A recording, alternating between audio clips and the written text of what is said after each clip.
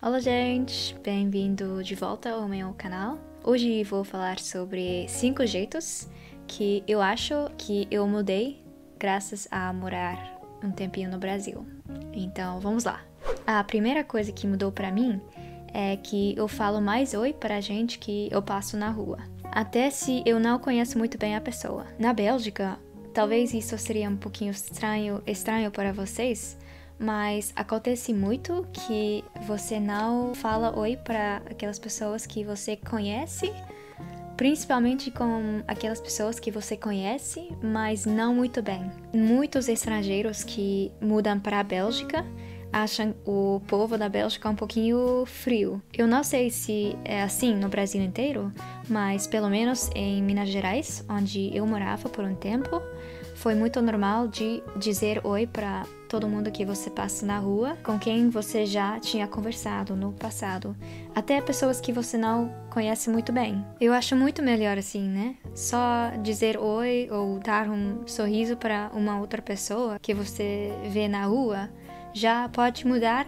o dia daquela pessoa, né? Então, desde que eu mudei de volta para a Bélgica, eu tento dizer mais oi, ou pelo menos de dar um sorriso para outras pessoas que eu vejo na rua. Outra coisa, depois de viver um tempo no Brasil, eu aprendi a me sentir um pouquinho mais confortável em dar abraços e beijos para outras pessoas. É muito engraçado porque se você ia fazer isso no Japão, de, por exemplo, dar abraços para pessoas que você está encontrando pela primeira vez, seria muito um choque para os japoneses. Já, em geral, é muito raro de dar abraços em Japão. Se você ia fazer isso, né, de dar um abraço para alguém que você encontra pela primeira vez, os japoneses vão pensar que talvez você está bêbada ou algo.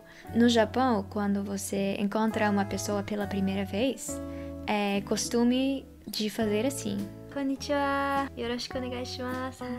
Eu não sei como dizer isso em português. O Google Translate fala que chama isso de curvar, mas seria legal se podia me ajudar nos comentários abaixo. Mas então, com família e amigos com quem você é muito amigo, já é mais comum de abraçar, mas não tanto quanto no Brasil. Dar beijos e ainda mais raro que abraçar.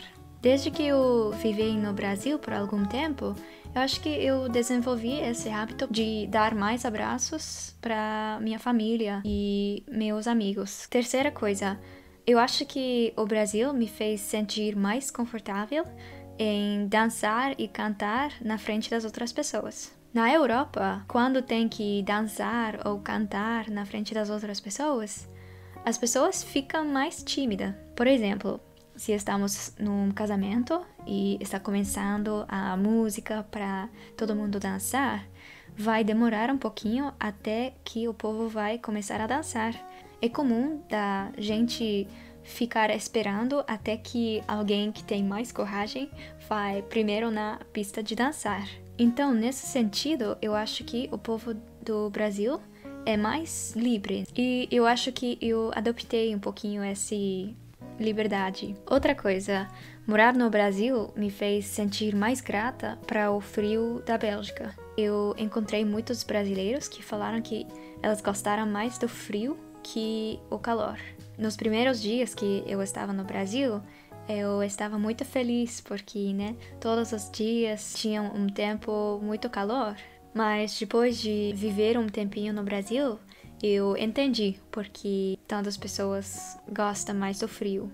Sempre queria um tempo mais calor, né?